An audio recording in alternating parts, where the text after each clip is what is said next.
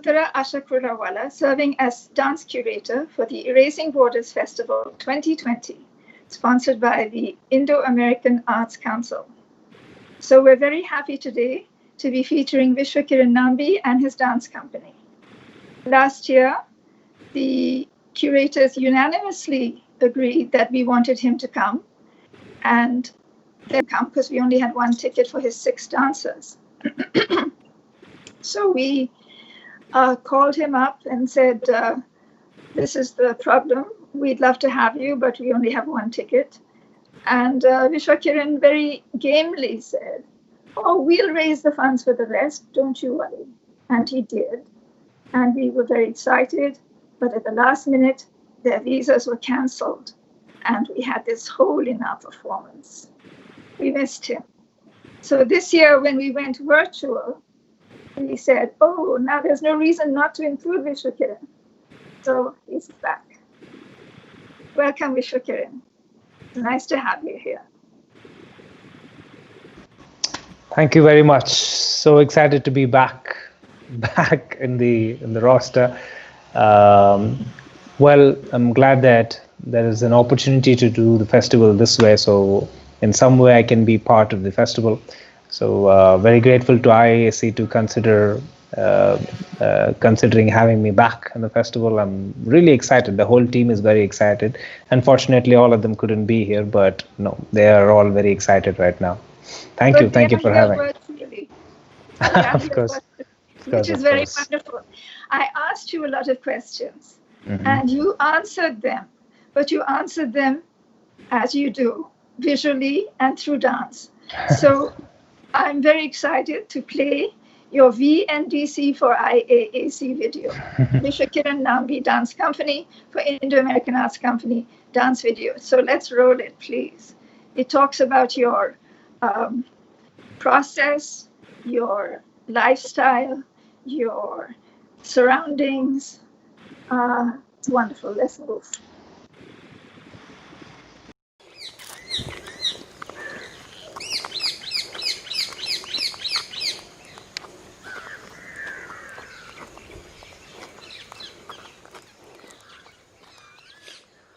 Dance, for me, is a doorway to experience life in a whole new dimension. It's a way to lead your mind to places where it wouldn't go otherwise. I have personally felt time, space, and gravity in ways that I've never felt them before. And that's my biggest experience from dance. Dance is a microcosm of culture, reflecting patterns of behavior. As such, it exists side by side with culture. Here, the body becomes a mirror, reflecting and registering cultural ideas. We should really look at dance being a building block for the development of culture itself.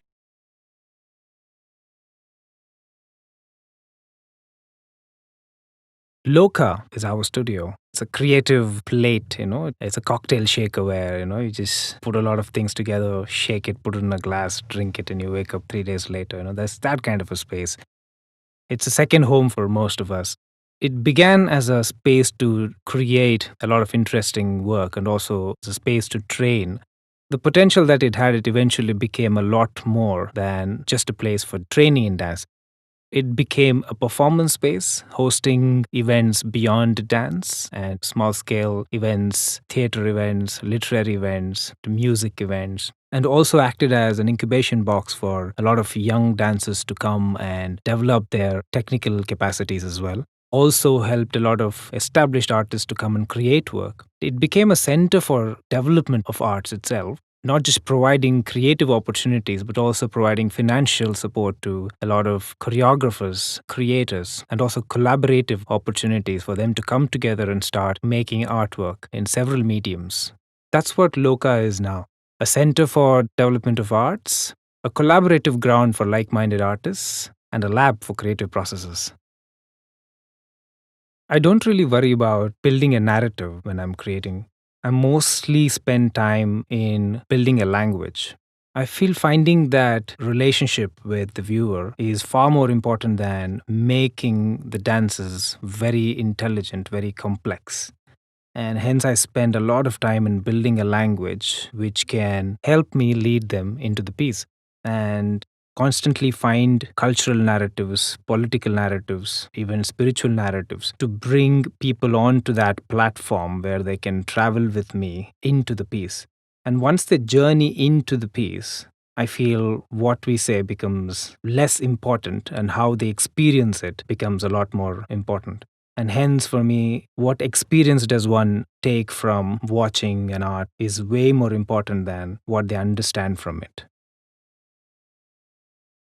The most challenging and the most exciting part of creation has been working with movement as the medium.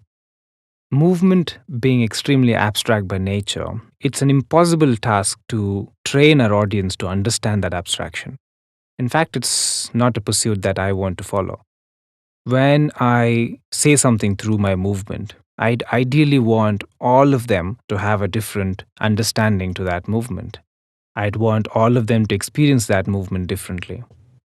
That's a lot more exciting for me than all of them having a very similar reaction to what they just experienced.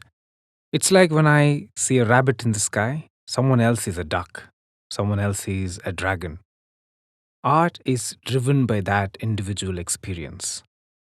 And since I don't work regularly with traditional narratives, or I don't use Vachika and Abhinaya extremely to express and convey, it's extremely exciting for me to sometimes even position plot points haphazardly and see what it conveys.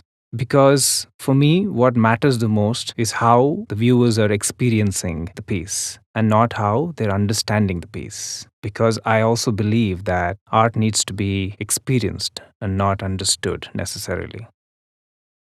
Dancers are as important as pasta is for a pasta dish. You can't make dance without dancers. In whatever capacity they're contributing in, if they're just merely presenting a dance or they are creating the whole dance, you can't make dance without dancers. I firmly believe that. And sometimes a lot of the work that you see is the imagination of the dancer more than the choreographic capacity of a choreographer.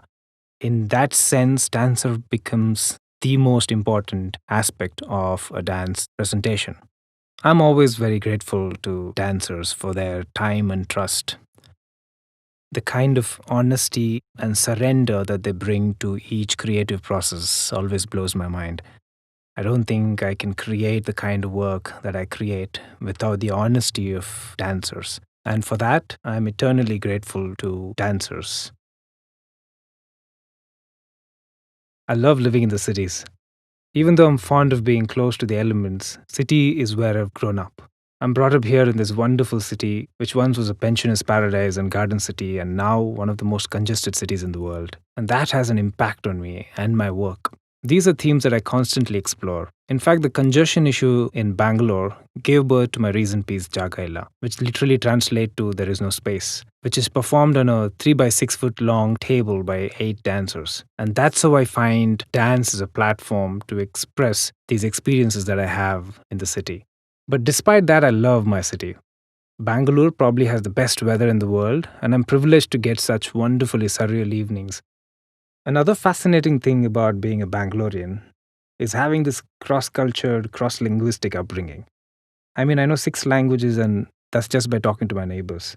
This is something that you'll hear from every Bangalorean. That really gives you this multicultural experiences, and Pyre was one such outcome. And for me, my city is not just a city, it's an experience. Just about everything. From the first thing that I see out of my balcony in the morning to the craters on the moon, probably.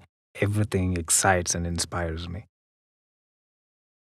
But what I make dances about are things that are very personal, that impacts me personally and deeply as well.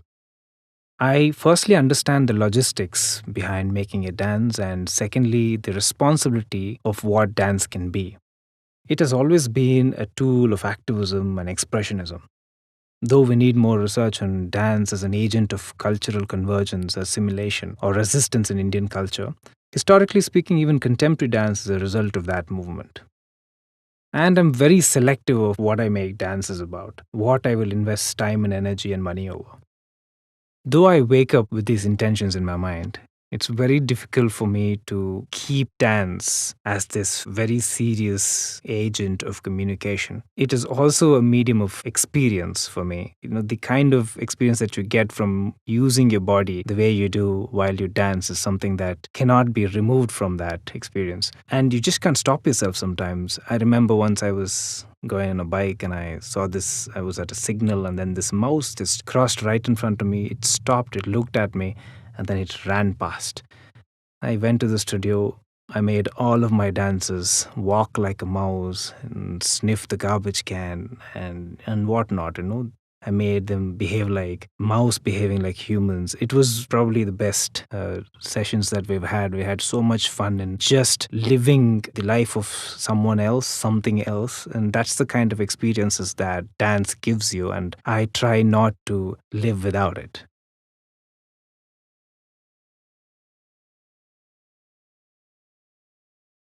The most difficult thing to do in art is solo anything. And solo dancing is extremely difficult because all everybody is seeing is just you. So you need to have that kind of confidence and skill set and ability to express through your body to convey, communicate, and keep the viewer hooked for a period of 25, 30 to 40 minutes. And that I've always found is an extremely hard skill to acquire. So I stayed away from becoming a soloist. I've never wanted to be one, even though I could dance well. But my first solo Trishanku really changed that thinking. It was an extremely intense experience. It really helped me even move to the next level of my artistry because of the amount of time and energy I've spent in that piece. And it gave me that confidence that, okay, I think it's something that I can invest time in exploring, a combination of skill and hard work. It's something that I could probably do in a future time. And if you look at it, Stone Unturned, Angular Spaces, Dreams are all pieces that are outcome of that investment. I spent little over a decade in Nitya Dance Company. A great deal of what I am as a dancer and choreographer today, I owe it to Nitya and Mayuri Upadhyaya, who had mentored me for all those years. And the opportunities that she created in the early part of my career made me into the kind of choreographer I am today. For that, I'll be eternally thankful to her. It was a great 10 years traveling with the company, performing across the world, creating dances with the company, and so much learning. It was a wonderful decade, and I'm very, very, very thankful to Nitya and everyone at Nitya, from the teachers to the seniors, choreographers, and to Mayuri Upadhyaya for the kind of learning that they've provided in that decade.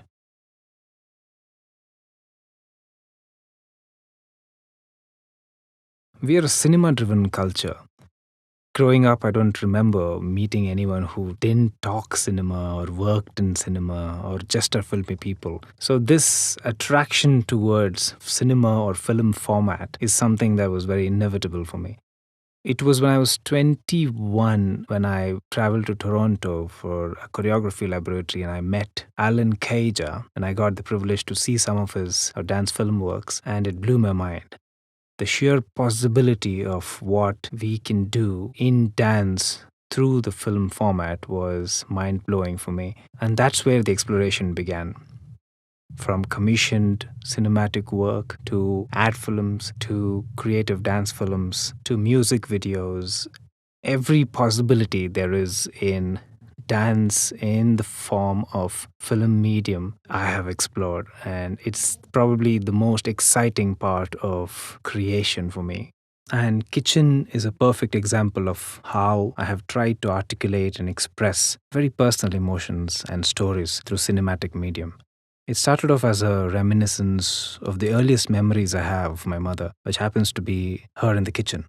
And that slowly transmuted into several narratives by the dancers in the piece. It's a period dance film, and I'm extremely excited about the creative possibilities that it might lead to. In fact, every piece that I create now has a film version because of how art is consumed right now, and not just art, but how everything is consumed right now. I try to make a lot of my work digital as well. It's also a lot of fun. So it's something that gives great experiences, and it's a huge learning curve as well.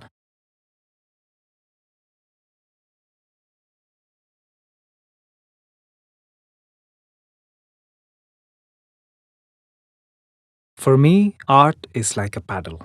We are in the boat of life, but art drives you. It transports you. It takes you to these places where you can learn, experience, communicate, and live. Because I personally feel being alive is the most beautiful thing, and experiencing life is our only purpose.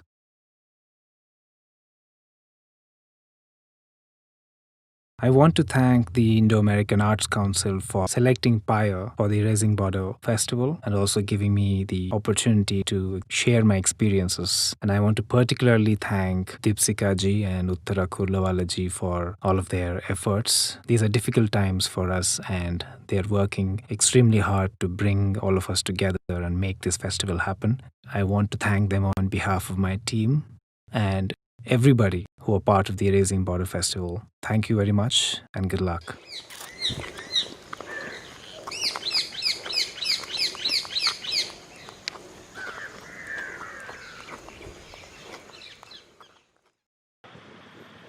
Thank you, Vishwakiran, for sharing your life with us and your Absolutely. art.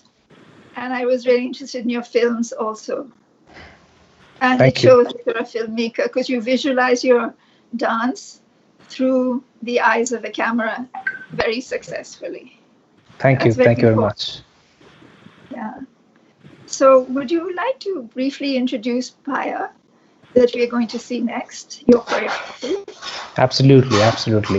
Pyre is a piece that talks about human struggle, talks about perseverance, and it narrates stories, events, phases um, in the dancer's life, the dancers in the piece I'm talking about, in a very non-linear fashion. Used a lot of physical disciplines to talk about these very deep personal experiences.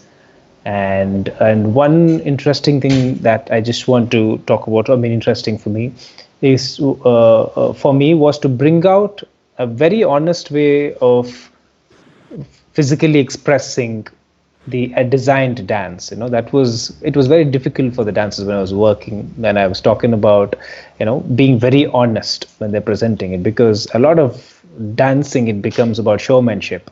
And so to bring them outside of that and to just be involved in that moment was the challenge for me.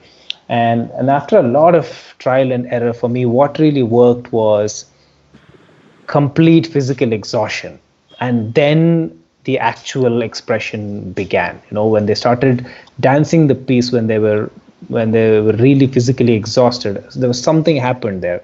There was some sense of honesty that came into the way they were expressing, which I couldn't get otherwise. So I had to really push the dancers to that place where they just can't move anymore, and then start the things there. And that's what you'll see in the piece, to a large extent, where the dancers were really gasping for air while they are, dancing. And there's so much honesty in the way they move their fingers, to how they're transporting themselves in space, to all of that coming out through their physicality. So, Yes, thank you. well, Thank you so much. thank you. Yeah. So the rest of it, I'm sure you'll see in the piece. Thank you. Okay, let's see it.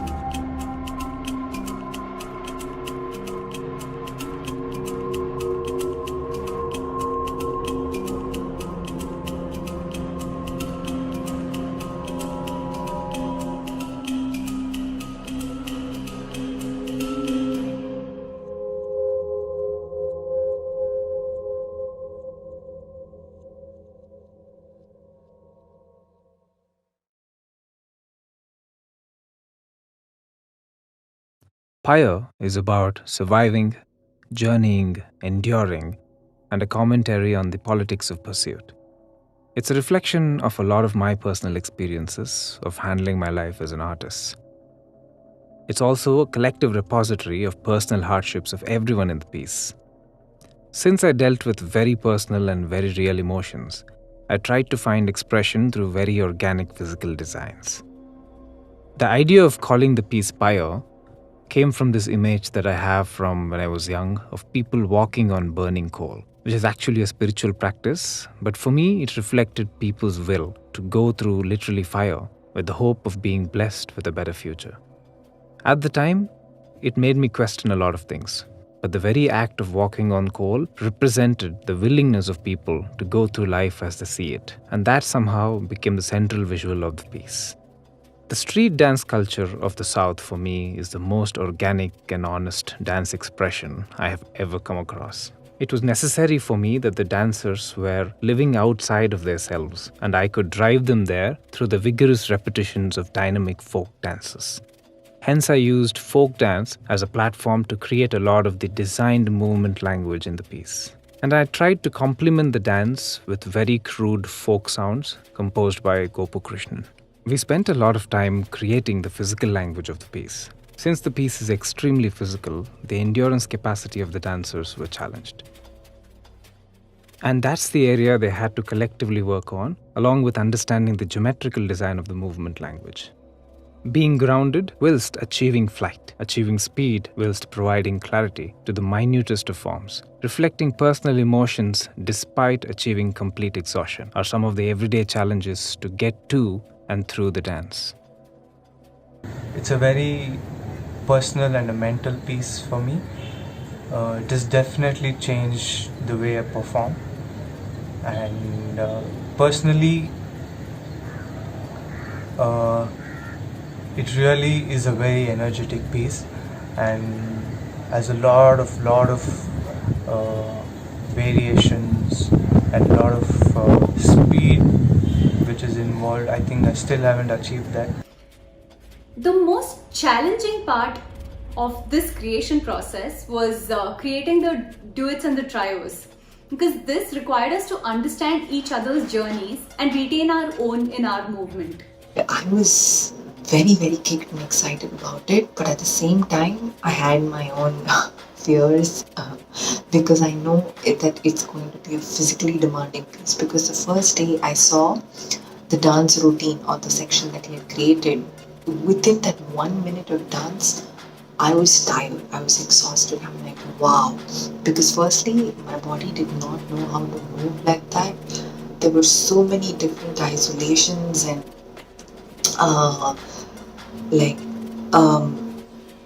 don't know, it was this style of movement. I mean, I'm definitely used to it because I've worked with Vishwa on a lot of other pieces. His style is very unique. His USP is to bring in elements of Bharatanatyam, but in a very unique way. Like the range or the initiation of that would be very different. You would be like, wow, okay, what just happened? Where did that hand come from? And a lot of isolations. So it's pretty difficult to adapt to Vishwa's style actually. You need to work with him and understand and watch him carefully, observe it to be able to do that style. It's not easy for anyone to adapt to that style, and I love it. There was this section, it's called the pet sequence, where you're just taking like a dog for a walk, and that was his score. Like, can you create how you're going to take a dog on a walk? And we're like, what are we supposed to do with this? And that evolved into how the animal is just trying to imitate its master, or towards the end maybe it's even the other way. You never know. You're probably, the dog is taking you for a ride. So this largely relates to something else. For example, how in the process of trying to control somebody's beliefs, You yourself don't know where you got that belief from. Somebody's already probably, put that thought in your head, and sometimes we don't even know why we believe in something or why we are doing something. Then he told us that take the most difficult situation in your life, let it keep replaying. It may be one, it may be a couple of experiences. How did you feel at that time, and how did you overcome it? How did you walk through it? Did you walk through it? And what are the different things that you felt? And I want you to bring that out in your walk. Like there should absolutely be nothing on your face. Like I don't want too many facial expressions, but if you're feeling it and if that episode is running through your head, it will translate into your entire body, and I can still sense that you're telling me something. And that was wonderful. And coming back to the walk that I was talking about, it was so beautiful to see. There was one rehearsal where I just wanted to sit and watch how it's coming up, how it's taking shape, than to be in the piece. And that day I watched, so many.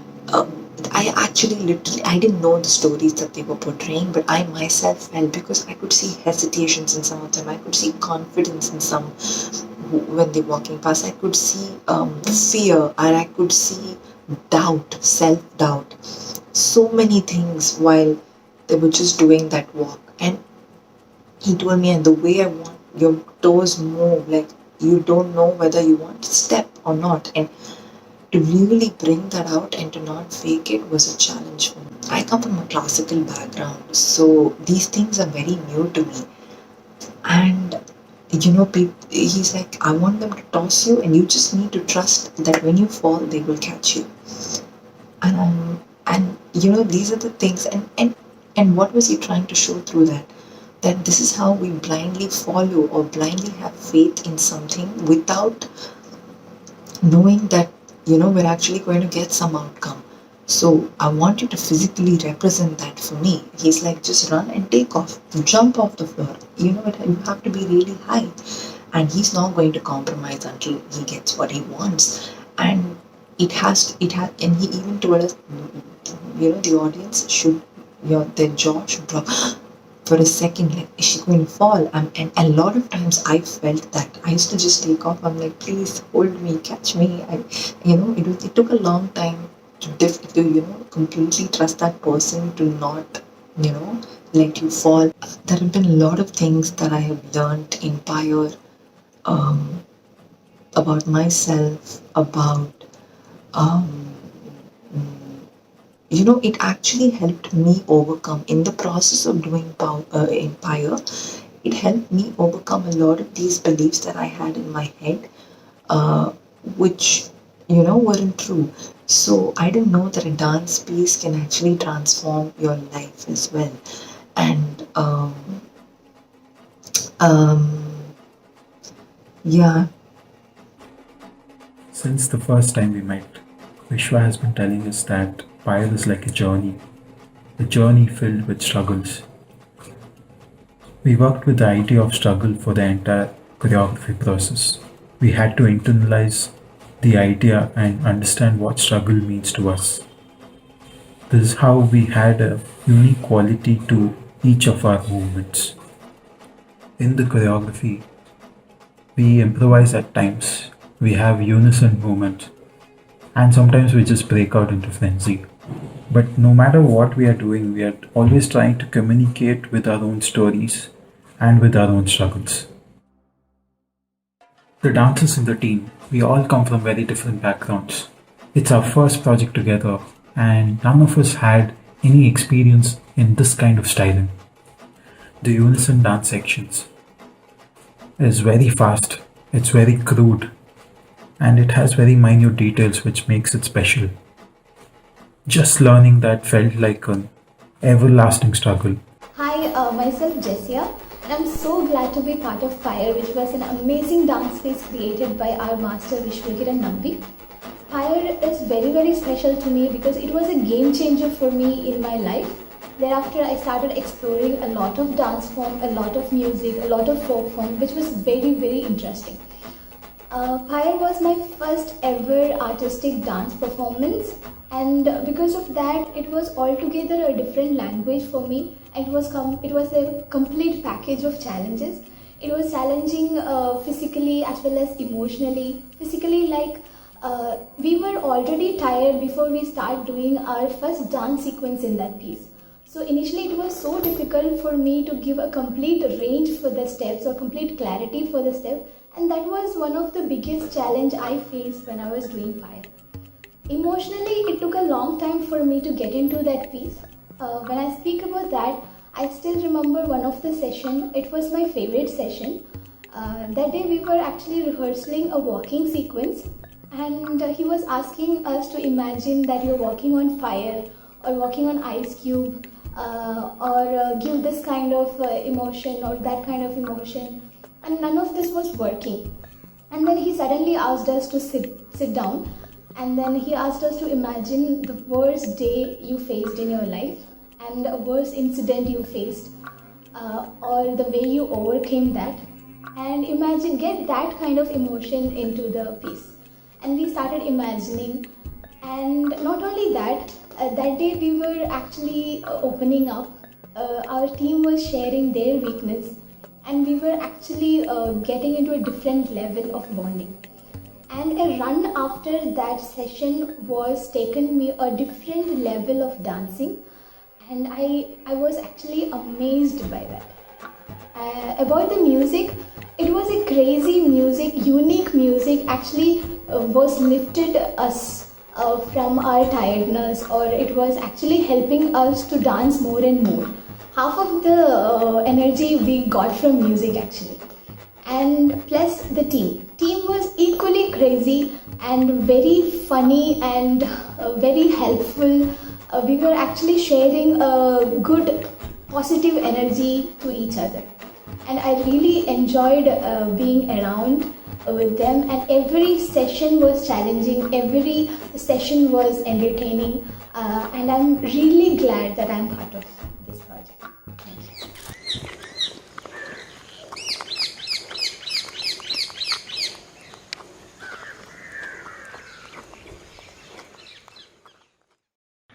Thank you, Vishwakiran. It's been wonderful to learn how you delve deep into your work, and also to see your dancers talk about their journey with you and hear the other side of what you just told us before it began.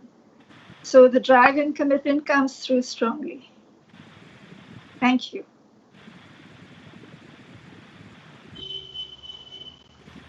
Okay, welcome to the audience, and I want to thank you again for joining us tonight. It's the very last night of our 8 days of the Erasing Borders Dance Festival, Sunday, September 27th. Thank you for all of you who have journeyed with us the full week. So please don't forget to support us for the other IAAC events on our Facebook and YouTube channels. And please remember to support us through tax-deductible donations to https://www.iaac.us/taxdeduction.htm. We appreciate your support and engagement. Thank you very much, and good night.